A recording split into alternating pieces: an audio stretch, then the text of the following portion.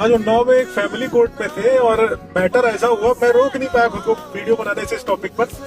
एक पति पत्नी का विवाद था, तो जज साहब ने कहा कि ऐसा है, दोनों लोग सेटल क्यों नहीं कर लेते हो। तो वाइफ कह रही है कि भाई ये हमको मारते हैं।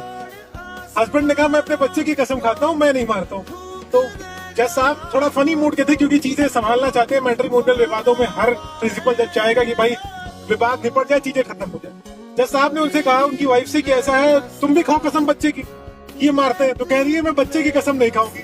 तो जज साहब को लगा कि यार ये क्या बात है, बच्चे की कसम नहीं खाऊंगी मतलब झूठ बोल रही है, मारते कि नहीं मारते। फिर उन्होंने कहा ठीक है चलो अपने माँ बाप की कसम खाओ।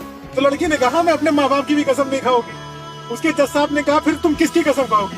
फिर ना मैं अपने माँ बाप की कसम खाऊंगी, ना मैं अपने बच्चे की कसम खाऊंगी। तो जज साहब ने कहा अपने पति की कसम खाओ कि ये तुमको मारता है। तो कह रही हाँ मैं इनकी कसम खाऊंगी।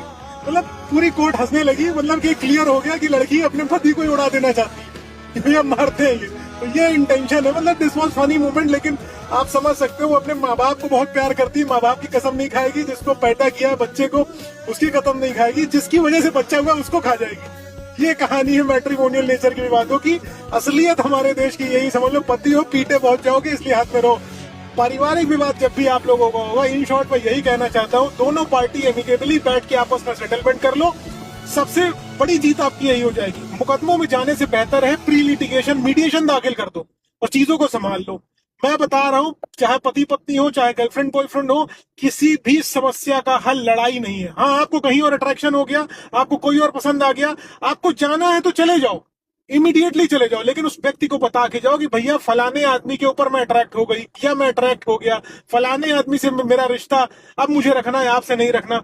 उस व्यक्ति के ऊपर गैस लाइटिंग करके मत जाओ, उसको हेलुसिनेशन में मत रख के जाओ, उस व्यक्ति को ही गलत प्रूफ करके मत जाओ जो तुम्हारे लिए सब कुछ कर रहा हो, चाहे वो पति हो, चाहे बॉयफ्रेंड हो, चाहे XYZ हो।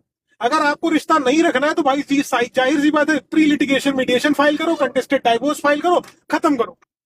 लड़ाई करके कुछ रिजल्ट नहीं निकलेगा। और मैंने देखा है 10 साल 15 साल लोग आपस में लड़ाई करते हैं, उसके बाद फिर जो है समझ में आता है कि लड़ने का कोई पर्पस नहीं निकलता। और कुछ लोग बेहतर की चाह, जो है बेहतरीन की चाहत में जो है ना बेहतर खो देते हैं।